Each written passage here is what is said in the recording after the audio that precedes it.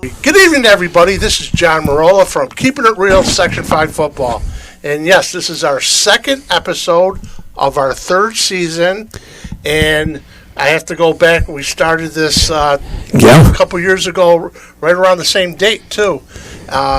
We have John Ditullio in. John, thank you. Appreciate congratulations, guys. 100 episodes. And I was back. Yeah, you guys had just started. Yes. When I was here, I think when I was last year, or the first time I was here. 2 years ago. 2 years ago. Congrats, man. We love having you kick off the new season. Oh, I love this. The set, the equipment. It's a big-time production down here. It's a big-time production. But thank you for having me.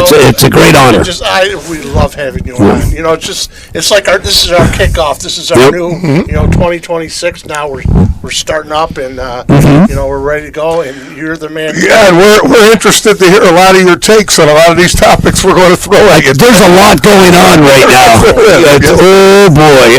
So let's get right into it. Again, congratulations on all your success. This is not easy to do. 3 years is outstanding work on both your parts. Thank you. And we're going to go a little bit off the cuff a little bit. Okay. We've done Section 5 football, but we're now in January, and there's just so much going on right now in with the NFL and the Bills and college football and all that. There's the NIL. I mean, there's just so much to talk about, and actually, we're going to enlighten you with some stuff, too. We got breaking news here? What do we got? Some breaking news. I like this. Let's start off right now. Do you know NIL is in Section 5 football? Wait, it made its way to high school. We have high school players receiving NIL. Now, I knew you were one of the states that got it, that was going to do it. So when did this happen? This came around a couple years ago. Yeah. Within, George Giordano. Oh, yeah. George got in touch with me back in May about this company. Okay. And it's called Glory to Glory Sports Agency. It's based out of Rochester, New York. Okay. The CEO, who I had on the show, his name is Antoine Heyman. He's a gentleman from the Buffalo area.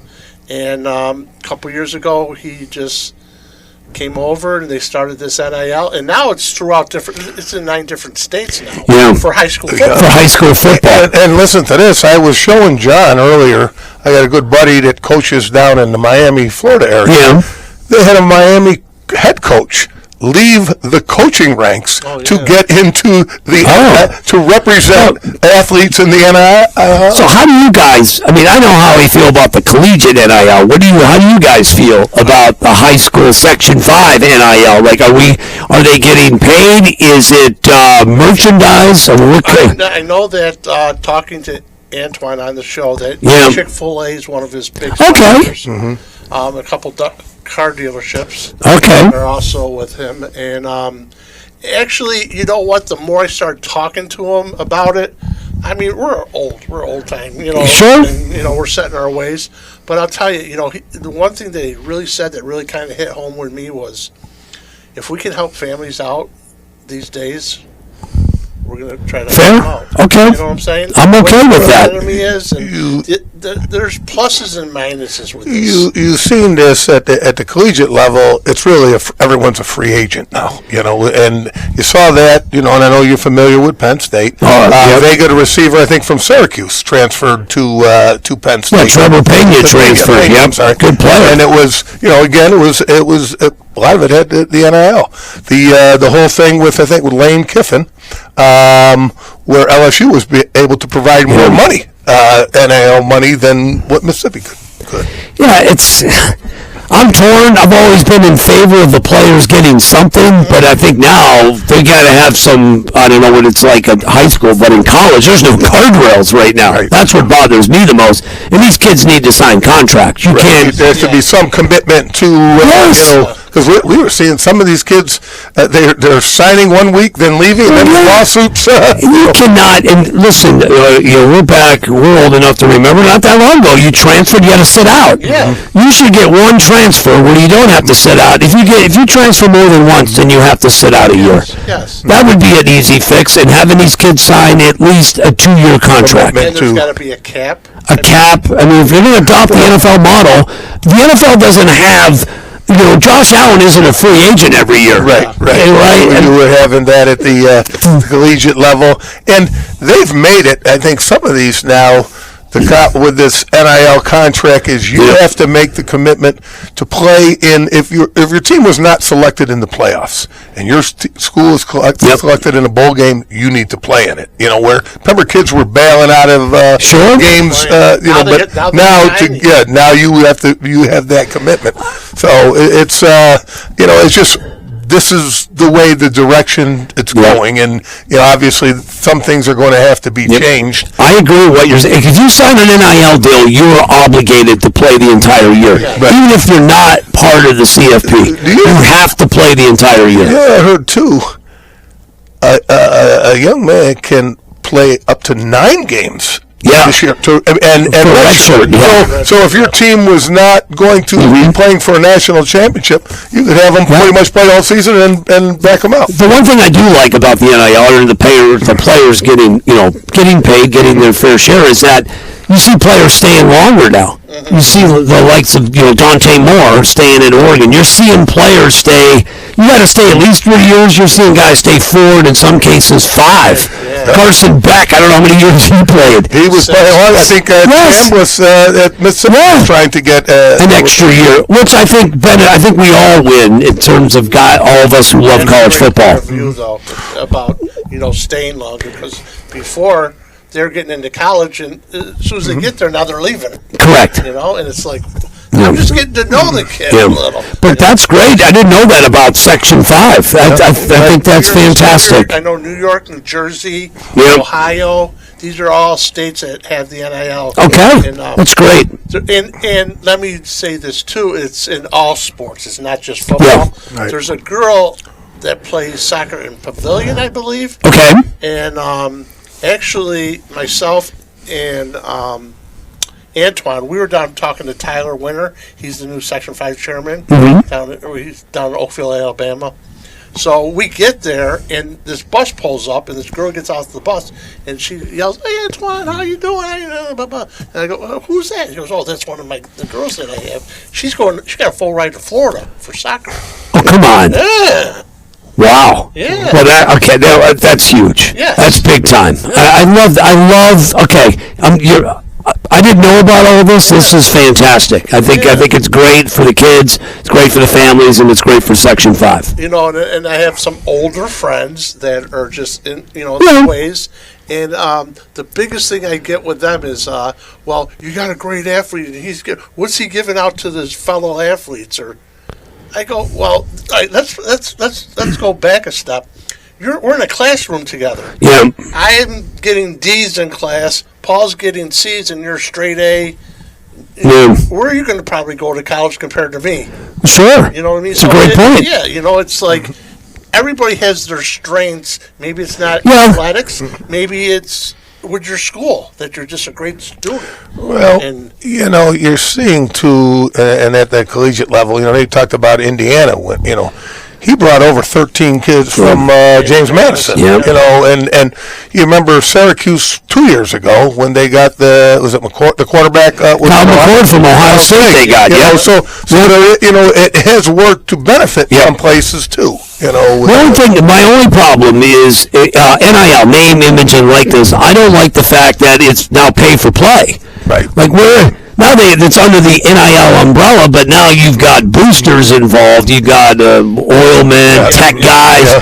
We're just throwing money at kids. That's not what I signed up for NIL. I thought NIL is that if you sell jerseys or for car dealership, or if somebody wanted to put your name on something, you could cash in. Some benefit. And I didn't sign up for pay for play. So you're outbidding schools now to get a kid. Yep. And Dabo Sweeney.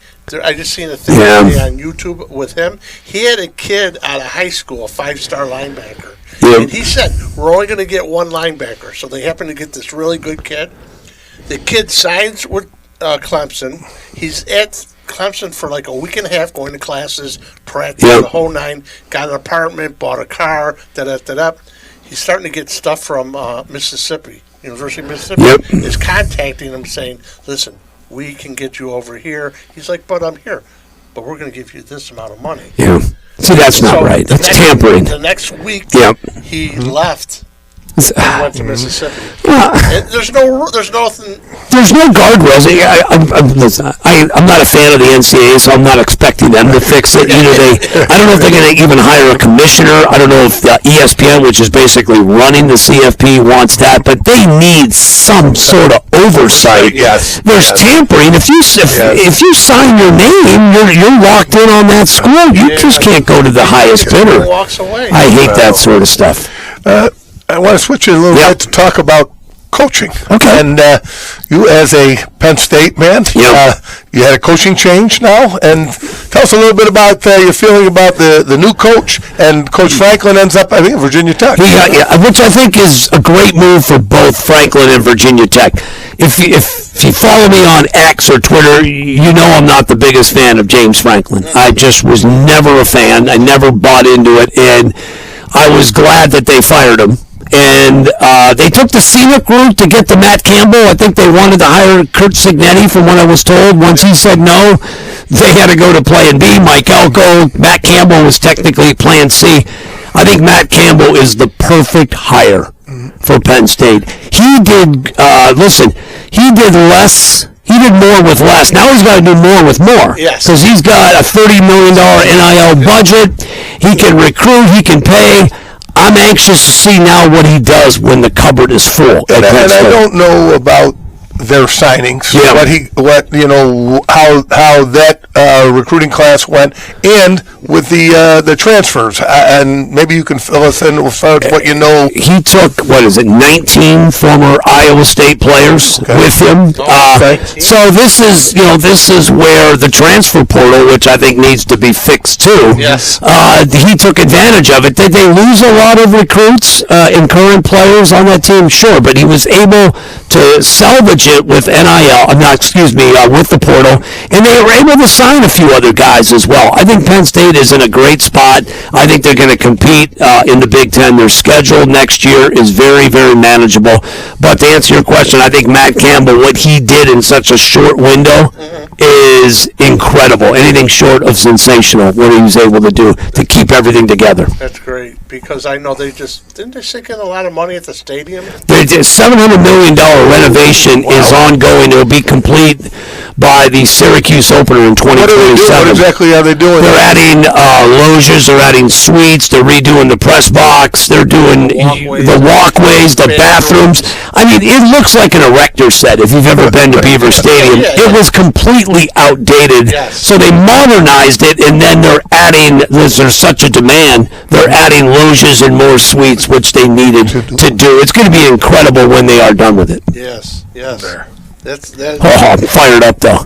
I am fired up for it, and long overdue. Long overdue if you've been going to games at Beaver Stadium. You got to give him a couple years to get his feet, and... Well, that's the problem. How patient will Penn State fans like myself be? They were so close, but yet couldn't get over the hump. The proverbial, we heard Terry Pagula use the word, the proverbial, playoff wall. James Franklin hit that proverbial can't win the big game wall. How patient will fans be? But you're right, you've got to give Matt Campbell a couple of years. I think they can be a playoff team next year. Absolutely. They're sticking at 12. They didn't go to 16. I think next year they can compete for one of the 12 spots. Oh, they're staying with 12. Well, you mentioned Terry Pagula, and we've had a lot of action with the Buffalo Bills as far as a coach, a firing, and now today the new hiring of Joe Brady. And I guess let's start right from the Denver game itself. Some of your reactions on some of the things that went on in the game, and then after the day after. I know McDermott is taking a lot of heat because you look at the playoff losses. He's a defensive guy, and they've given up 30-plus points, and was it 5 straight playoff losses? I put that game solely on Josh Allen. I thought Josh Allen and I love Josh Allen. He played his worst game of the year. I put that entire loss. You can look to the interference call at the end on Trey White, which I didn't agree with. Josh Allen picked the worst day to have his worst game of the year.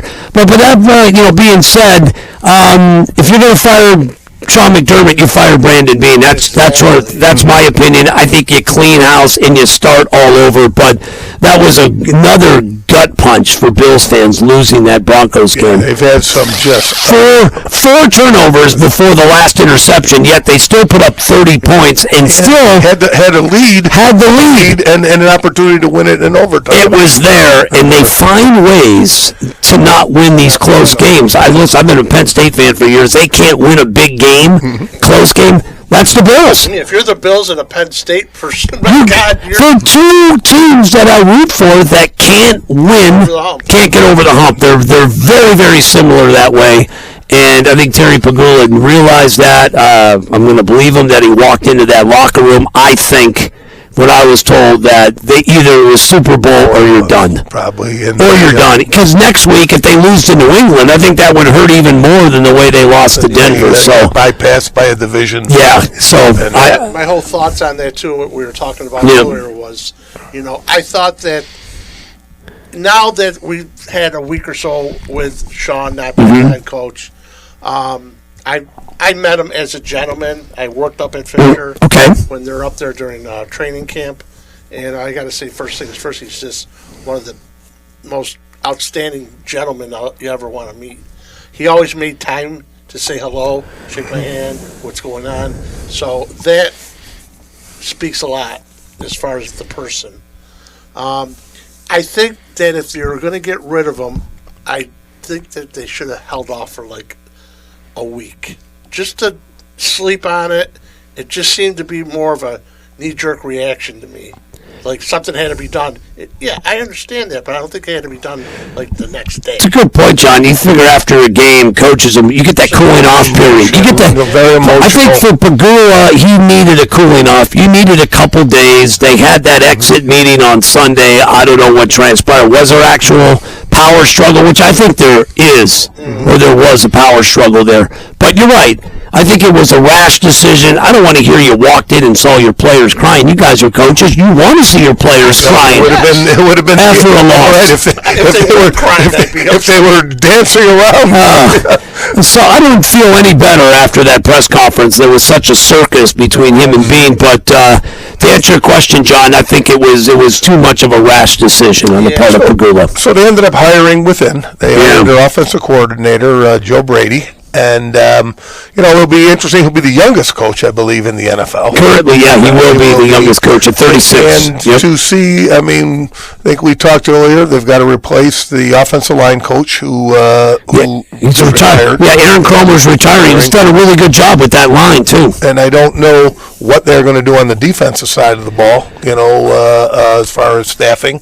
There is speculation that they're going to bring in Jim Leonard, who is a defensive assistant with the Broncos, that they're going to bring him in as the DC. He played with the Bills. They're going to fire Bobby. Bobby Babbitt should not and will not be back as the Bills DC. I think you clean house at least on that side of the ball. I think it will make Bills fans. This will be Joe Brady's biggest hire. Who will be the Bills defensive DC? That's his most important hire for sure. I think. What about the offensive coordinator? Well, I figured Joe Brady's going to call plays, but you keep hearing the name Davis Webb, who is the Broncos passing game coordinator. You bring him in as the OC, but I got to believe Brady's still going to be calling the plays. I think. Whoever he gets, it should be a work together. Yeah, could be offense. You know what I'm saying? I remember talking to Sean a couple years ago when he was the DC, and I caught him one day and we were just talking. I said, how is it? You're the head coach, you're the DC. says, yeah, there's some long days. Yeah, You know what I mean? I bet. It's like, how much do you want to get out of these guys? How much are you trying to soak out of these guys? Give him as much help as he needs. Well, it'll be interesting. Again, I think they are over the cap right now. So, what decisions they're going to make on some of even the veteran players, what they're going to do, what direction, where they're going to go in the draft. Yeah. And those are all the intangibles of trying to put together next year's team, playing in a new stadium. Yeah, right. You're ushering. Joe Brady will be the face because you're going into that new stadium. There's going to be a lot of expectations. You're going to be under the microscope. Yeah. Both Brady, Beam, the team itself, Pagula, everybody. Hopefully they get off to a good start. And the fan base, let's be honest, it was an uninspiring hire. It's kind of a vanilla hire, but they want to keep the continuity. I get it. You're going to have somebody who I believe they're going to be in lockstep with Brandon Bean. There's a couple of reasons why. I thought it would be Dable, Brady. I thought the wild card in this could have been the OC with Jacksonville, Grant Udinski, or even Clint Kubiak of Seattle, but you got to wait 2 weeks. We talked about that. Yeah, you can't wait. The rules by the NFL make it very difficult, and it's not fair to those guys and the teams where either you don't let anybody do any hiring until the Super Bowl ends, or you give those guys some freedom, and with the week in between that that they have the opportunities. So how much you're talking about? Matt Campbell will be expected to win right away. I think he will. I think Joe Brady. There's a lot of pressure. There's pressure on Bean, pressure on Pagula, but I think Joe Brady, you got to win right away. You bring up a great point, and just like it is with Penn State, it is with the Buffalo Bills, it is with the Pittsburgh Steelers, it is with now the Ravens. Will Kansas City get back? They all think they should win a national championship or be in the Super Bowl, and so they're all under the gun. No, there's no excuses for Brady. You've got a quarterback, you've got a roster. You look around the league. Look what Ben Johnson did in his first year in Chicago. Yeah. Look what Mike McDonald did in Seattle in year 2. Look at Mike Vrabel. Year 1, he's going to the Super Bowl. I think they see that, and that things can change real quickly. Correct.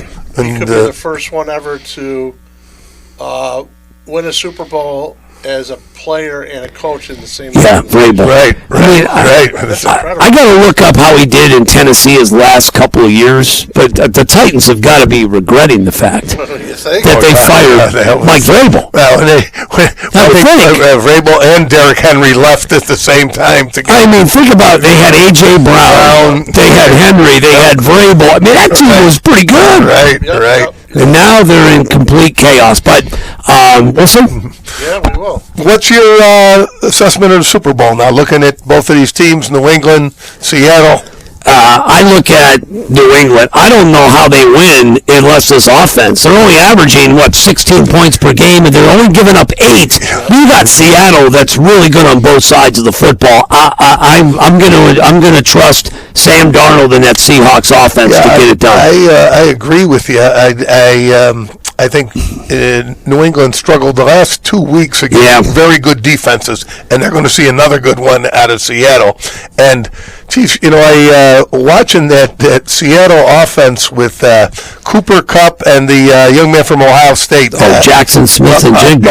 He's a star. He's sick. He is amazing. And the little running back is good for them, too. And they're missing their bet. I mean, Kenneth Walker's great, but they're missing Zach Charbonnet, who's out.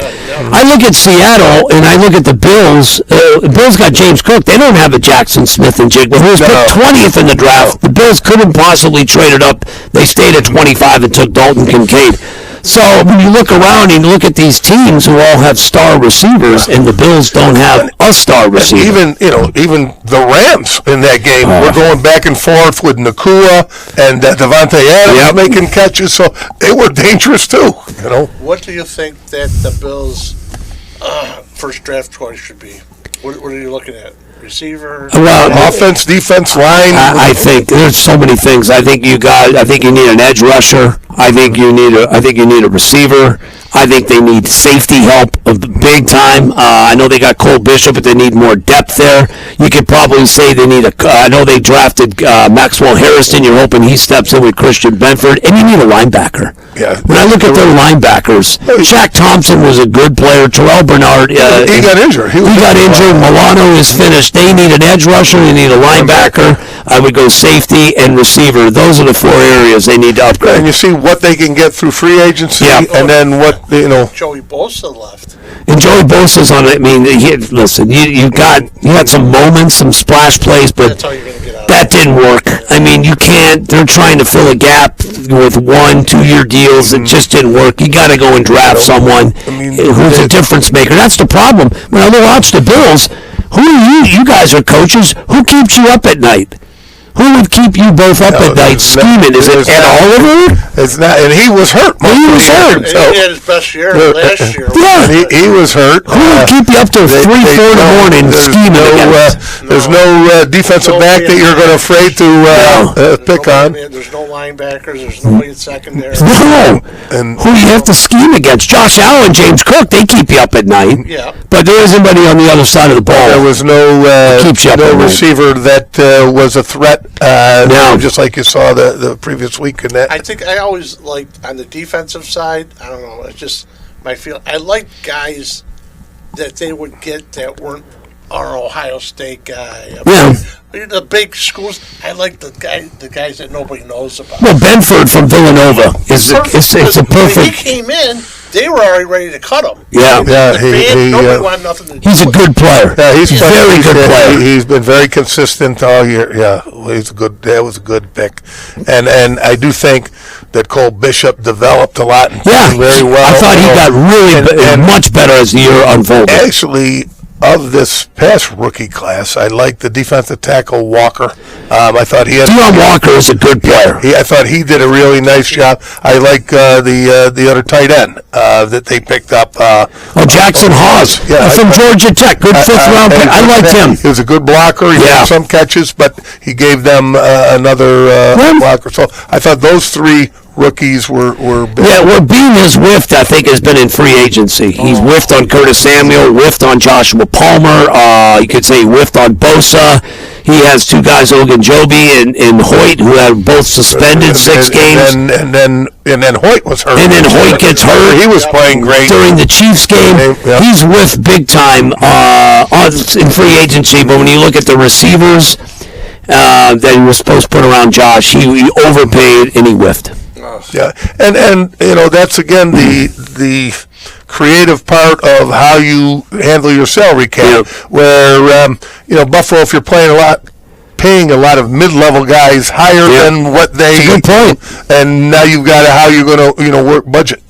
I think about the last 2 pass plays of that Broncos game. The one was to McCole Hardman. The other one was to Brandon Cooks. Neither one was on the roster when November started. That's all I need to hear. That's all I need to hear is that 2 guys that they threw on 2nd and 3rd down were not on the team at the start of November. Yeah, and you had guys up from the practice squad playing starting and playing in a play. So I think in the end they hired Joe Brady because he's tight. I think Josh Allen had the final say. I have no proof of that, but they wanted to keep that offense is humming. They average around 29 points per game. Offense is not a problem. You keep everything cohesive, at least on that side of the ball. Josh doesn't want to learn a whole new system at 29 years old. No. Is he 29 or did he just turn 30? Or maybe he is turning 30. Yeah, Brady's only a few years older. The kid from Jacksonville is 30, Grant Udinski. So, but we'll see. It's a vanilla hire, but we'll see when next year gets here. What I wanted to ask you too, and we always like to mention this on our podcast for any the people listening, and obviously you've had a tremendous career in broadcasting. How what would you advise anyone that is interested in getting into sports broadcasting? What direction would you shoot them? Well, there's jobs out there, and you've got to do, because my daughter's going through this. She's 21. She's broadcast journalism, and She comes on my radio show because she likes to talk football, and she's around the culture in college where they're betting on their phones. Right. Yeah. And Right, that's a whole. so she comes on the show and she does, betting tips. But then we do a podcast together. So you got to get reps. So you can start a podcast. You could, you can even in terms of. Because there's jobs. There's jobs online. There's jobs at gambling sites are looking for broadcasters. But the thing is, do as much as you can at your school, but do as much as you can at what you have.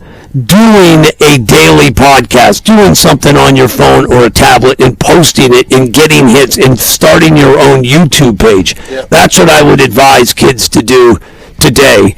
And then through the click of your computer or phone, you can send that to a potential employer. But do stuff that you can, like you guys, your setup right here. It doesn't have to be as elaborate, but there's ways to do it because there's jobs out there. Oh, this is an elaborate set here. Oh, this is elaborate. This is a professional podcasting setup. This isn't what I would have done.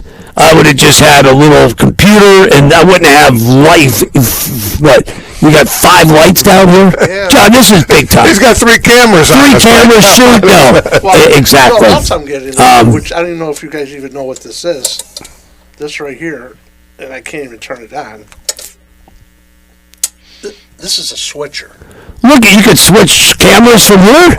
Okay, I told you this was a big-time production. Who has a switcher? I'm just working on this. And there's just ways of accessing, getting this radio station. I mean, TV and radio is shrinking, but there's still jobs out there, and you don't have to go to these small markets. You can just apply anywhere. Podcasting is through the roof right now. There are so many avenues right now. They're endless. That's great points and great advice because how much it's changed when you first started getting you had to, listen, you could I had to send tapes to small markets, and you started at the bottom. That's not necessarily the case right now. Well, you said when you were at Erie. I started at the bottom.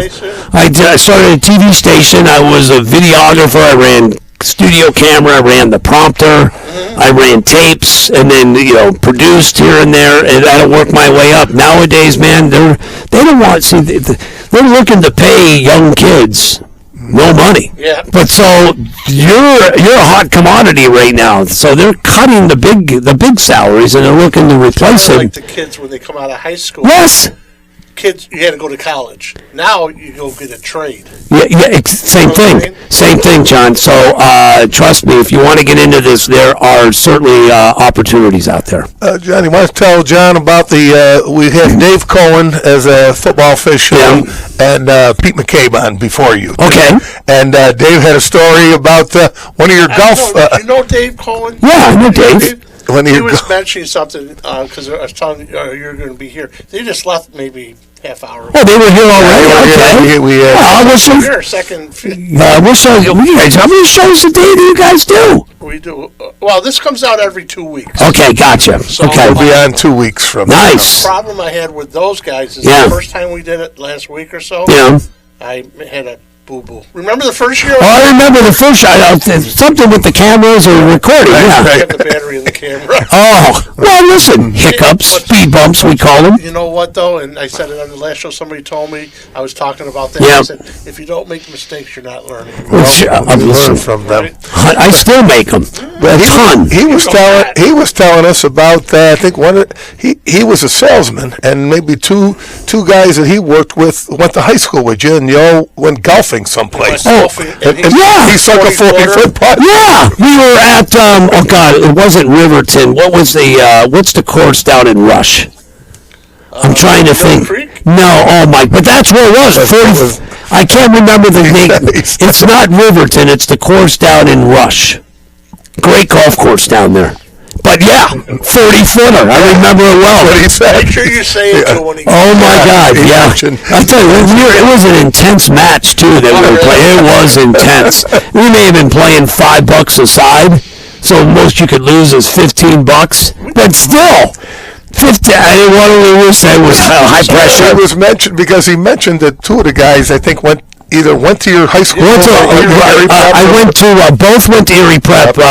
My best friend Dan Rosenberg, who was here, he went to Prep. I went to a different high school, but we went to the same grade school. We're still best of friends. I talk to him all the time, and we've known each other since we were in the 4th grade. So we met when we were 10 years old. And Sean Costello was the other player. Yes. Really good. But Dave's got a stick. Yeah. Oh, really? He's a good player. He's moving to Pittsburgh. Oh, he is. Moving to Pittsburgh. He hopes to officiate in Pennsylvania. Okay.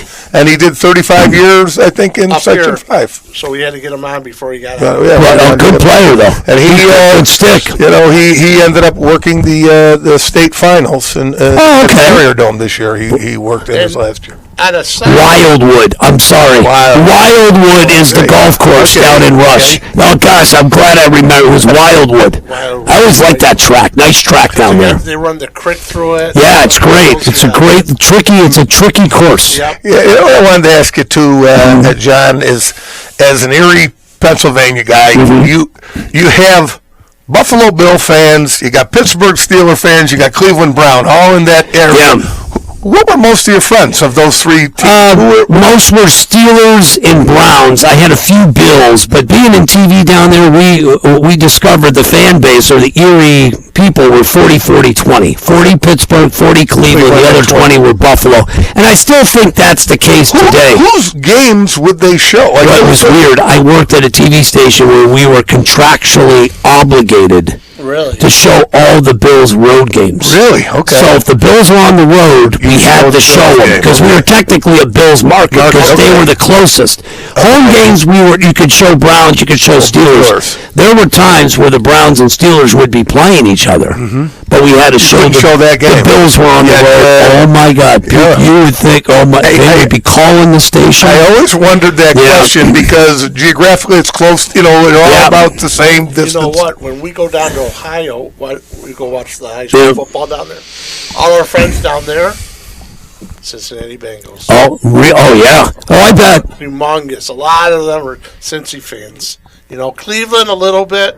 But yeah, it's weird how it just kind of everybody's got their own little sectors. I can remember years ago. This was when the Bills and Browns played in '89. It was a game won by Cleveland. But NBC was carrying the game, so Paul McGuire came to Erie. Right. And he was at a bar called the Sports Page. And he did it because Erie's right in the middle of Cleveland and Buffalo. And the bar was 50. It was actually 50-50. But Paul McGuire, and there's footage out there. There's YouTube Paul McGuire at the Sports Page in 1989. Really? For the Bills and Browns. It kind of put Erie on the map as a town that's in between Cleveland and Buffalo, but it was great. It was a game won by Cleveland, but that town, man, it was nasty that week. It was nasty because I have a lot of buddies, mostly Browns fans, that were popping off. They were popping off, but not as much as when Pittsburgh and Cleveland played, but they were popping off that week. Actually, Erie is the halfway point from Rochester to Massillon. Wow. Oh, yeah. You make the stop when you go down there? Peachtree. Oh, Peachtree. There used to be a field. That was all fields when I was young, obviously. Even in high school, it blew up about 30 years ago, but that Peachtree, that's the place. Yeah, I remember, Erie Prep overlooked the stadium there where Gannon and Mercyhurst would play in that. They would play in that now? I believe Mike McCoy, Fred Bolitnikoff, all from Erie, Pennsylvania. Our greatest players from Erie for football. You bring up Mike McCoy. I think he went number 2 in the draft behind Terry Bradshaw. Okay. He went number 2 to Green Bay. You mentioned Fred Bolitnikoff with the Raiders. Mark Stepnowski, who played for the Cowboys. Right. Bob Sanders, who was the defensive player of the year, who ended up playing for the Colts, and he went to Iowa. I would say you have a couple other guys, but those are the 4. I would say those are the 4. Those would be the 4 horsemen from Erie. I think they had their names up on the stadium. They had them up on the wall there at Erie Veterans Stadium. 100%. But those are with Fred Bolitnikoff. I wanted to be Fred. I used to wear stickum when I was playing Bay City football, which is Pop Warner at 10. We used to load the stickum only because Freddie B. Right. We used to put it on our jersey. He had him all over the place. Yeah, he was We didn't throw the ball much. I mean, I'm 10 years old. I'm playing tight end. How many passes did I get thrown my way? Maybe 2 a game, 1. But we would load up the stick. I remember they were trying to give him a stick of gum because he wouldn't use it with his hand. He had to have a guy feed him gum because his hands were that was the problem. You putting a stick on is that they played defense. When you put your hand into the ground, and back then receivers, we didn't stand up. We always were in the three-point. Oh my God, I would have grass. I'd have everything stuck on it, and you could try to take your mouthpiece out. It was such a mess. He had I was a big Raiders fan, and I remember not only Freddie Blitnikoff, I think Lester Hayes. He looked like a web. He had so much on his, and he was, too. Now these guys, all they wear are these gloves. We see these great catches, and I'm going, that's basically those scuba gloves. Yeah, they're in the, right. There's no way a ball can track onto someone's hand, but, would you rather have that or the stick-em? But, yeah, I missed wearing the stick-em. Talking about Erie a little bit, I found some Erie information. Okay. They're getting a new football coach, head football coach coming back. At Erie Prep? Erie Prep. Wow. Wait a minute. I'm trying to think who coached him back in the day. I'm trying to remember the guy's name. Kid who won a couple state titles. I think they beat Central Bucks West when he was there. Who's coming back? Do you have Mike Michelin? Mike Michelin, yeah. Michelin had left. I don't know where he went. No, but he's coming back. He's coming back. Listen, and they finally won a title when Michelin was coaching Prep. 2001. I was in the game. I told you the last time. Oh my God, was that against CB West? CB West is on a 59-game winning streak. Yeah. And it was number 2 team in the nation. Was Pettin coaching? I'm trying to remember who was coaching. Mike Pettin. Junior. Mike Pettin Jr. No, senior. Senior. The father had one team and the son had the other. Oh, okay. Rival. Junior was at North Penn. North Penn. Okay. Yeah. And senior was at CB West. Yes. So CB West is on a 59-game winning streak, playing in their state title. They go into triple overtime, and Prep beats them. And I remember Prep. Now I got to go back and think about some of their players. The kid that went to Iowa, their quarterback. Wait. Hinkle. Wait, I'm so upset he didn't go to Penn State. Hinkle ends up at Iowa. I tell you, Kirk Ferentz did a great job recruiting that area. The running back they had, I forget his name. I forget a lot of their names. I mean, this is going back almost now, 25 years ago. But that game was, it was at Hershey. Yeah, because he used to play when I was working in Erie. We used to play at Altoona. Okay. They used to be in Hershey, then they moved the games to Altoona, then they went back to Hershey to play the state finals. Me and a friend, Bob Ebert, we go down one year. Yeah. We'll watch 3 games in 2 days. Ooh. In 3 different states. Wow. Where'd you go? Ohio, PA. What's the third one? New York. Oh, we watched the state quarterfinal. We watched. We watched in Ohio. We watched Massillon. Oh gosh, there you go. And then, then that night we drove to Altoona. Okay. And we watched Prep play, and I forgot who they beat. And then we spent the night down there. Then we got in the car the next morning, went up to the Carrier Dome, and watched. Answer me this. Do they play the Big 33 anymore, Pennsylvania, Ohio? And if not, what happened? I don't. That's a good question. They play it, but they don't play. It's now Pennsylvania and Maryland. Yeah. What happened with the Ohio-Pennsylvania connection? The guy that ran it passed away. Oh, that was always a big game. That was a big deal. I went to that game probably 15 years in a row. Well, we covered that game when I was in years ago. That was a big deal to drive down there. One game, we're at a game, myself and Bob Ebert, and the kid, we're on the sidelines. Yeah. Bob's big down there. So, before the game, the kid from Ohio is throwing the ball, the quarterback. Yeah. This kid's huge. He's like 6'5", 240. You know, he's a senior in high school. Okay. And where's he going? No, he's going to Miami, Ohio. Oh, is it Big Ben? Big Ben. Man. He's an 18. Yeah. I mean, I met kids were big. You know, and I was just like, and then he comes back, and now he's the guy that they celebrate the game for, whatever. He's like a special whatever of the game, of the Big 33 game. So now we're back on the sideline, and he's standing next to me, and I said, I got to tell you something. I go, I was here when it was, whatever year it was. We were standing, and I said, I looked over, and I seen you, and I'm like, how the hell could they have an offensive tackle? And he just laughed, and he goes, what's your name? And I said, John Morrell, and whatever. And it's just a nice guy. But meeting him then, when I met him, you're an 18-year-old kid. I got my picture taken one year with the Rocket, Ismail. Oh boy, yeah, he was outside of was it Harrisburg? Yep. Yeah. One, I would still say maybe the most exciting college player I ever saw was him at Notre Dame. Yeah. Yep. No question. But he spawned. I thought Penn State had a lock on him too, and he ended up signing with Notre Dame. Mickey was the name of the guy's first name was Mickey. Okay. He had the Big 33 game, and I am telling it. How about every Super Bowl that has been played? There's at least one guy that played in the Big 33 game. Wow. Wow. Is that incredible or what? And it's still going on now. It's the hub down there, I'll tell you.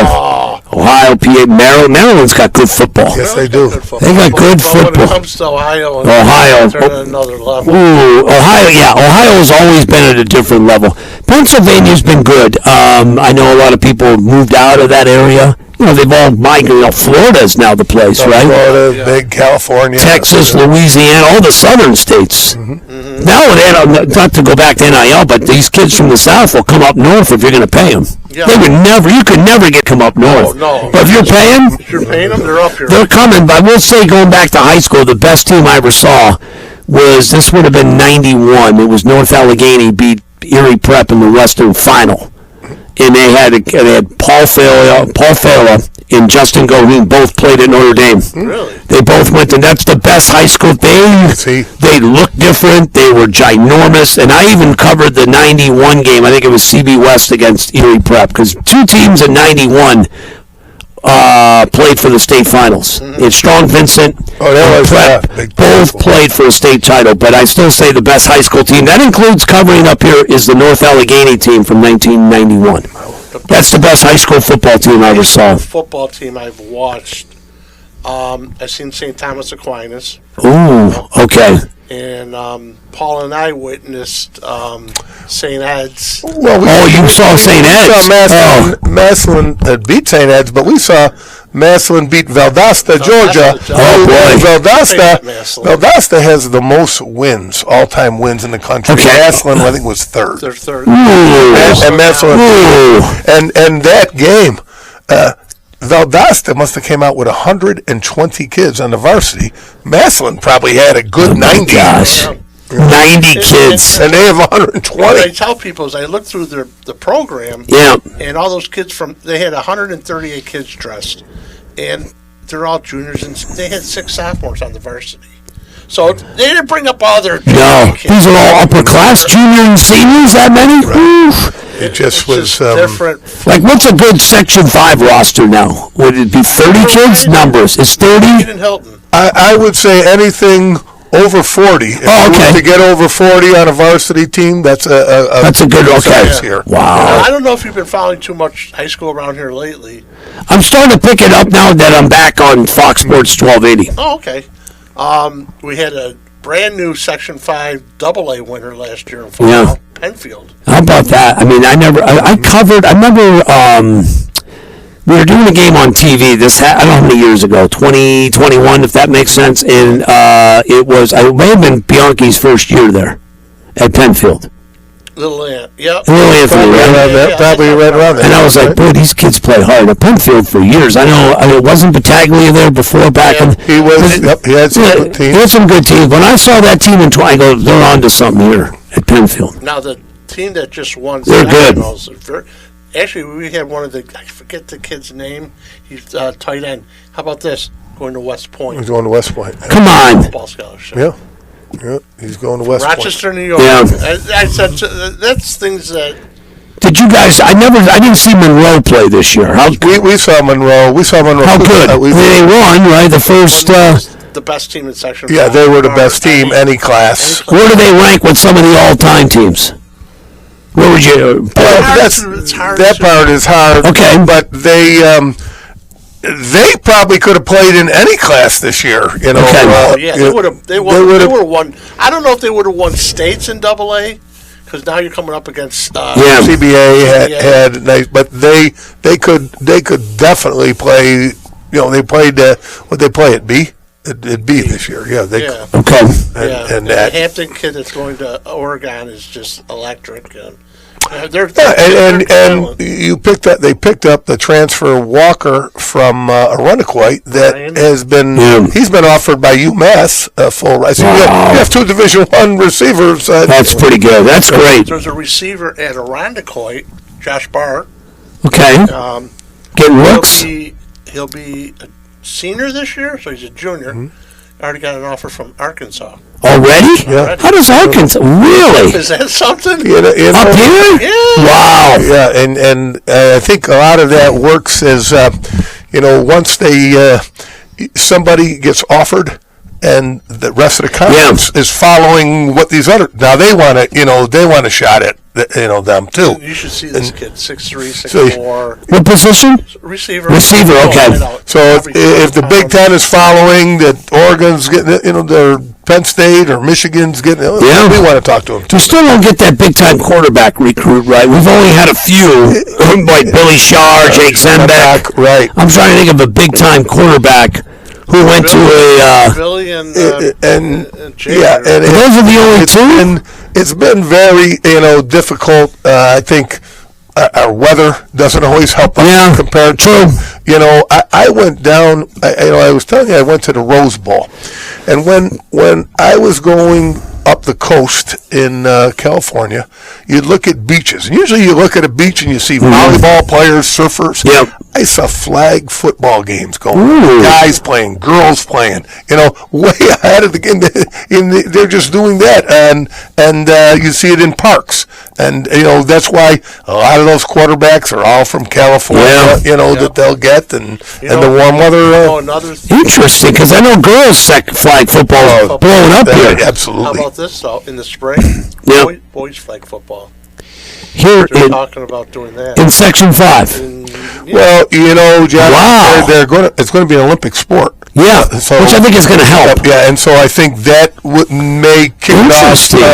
Where the boys start playing. They're always doing the 7-on-7s anyway. So they might as well make a league out of That it. would help. I love that. That would make sense here in the spring. Ooh. But we touched a lot. Good stuff tonight, guys. And I got one last question because it always has to be a food question. Okay, talk to me. What is your Super Bowl menu? Have you started to put Well, we go to my Have you put that we go to my brother-in-law's. Now I host Championship Sunday, Right.